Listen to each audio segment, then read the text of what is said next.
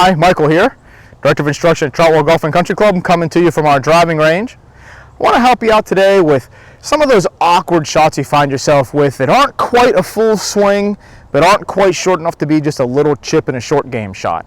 I'm talking about that sort of in-between partial wedge shot, as I like to call it.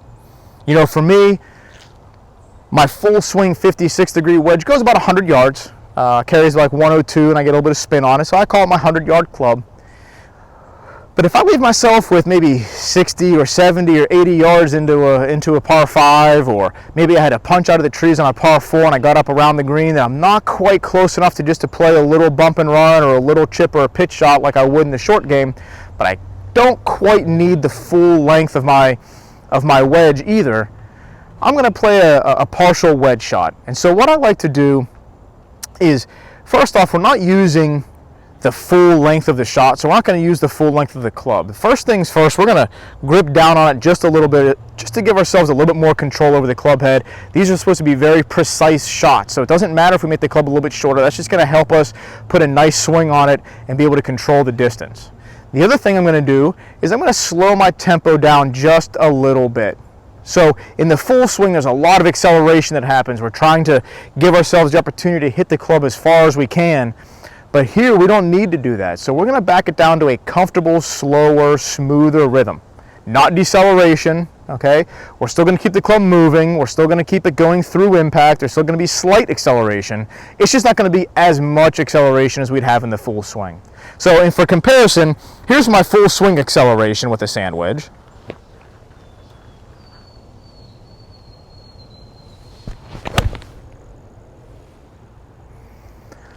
And that shot was a pretty good one. That one landed just over 100 yards. So now what I'm going to do is I'm going to go ahead and take my stance with my hands a little bit lower on the handle. I'm going to grip it just a little bit lower on the handle, and I'm going to back this down to what I feel like for me is a 75% tempo. Okay, so it's still going to have some acceleration. It's just not going to be quite as aggressive. And so this is going to be about a full swing length, gripping down on it, and about a 75% tempo.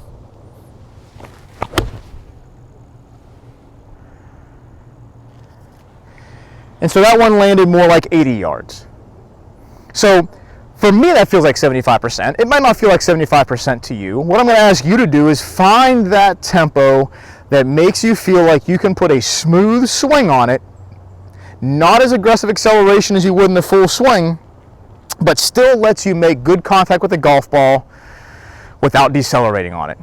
Then, what I want you to do is for each club in your wedges, so maybe you have 4 wedges, maybe you have 3, heck, do it all the way up through your 9 or even 8 iron. And I want you to find the shortest length, comfortable swing you can make with that tempo, and the longest comfortable length swing you can make with that tempo, and figure out how far the ball goes with each club within those distances. So for instance, again with my 56 degree, this is going to be about the shortest length swing I'm comfortable making with this tempo.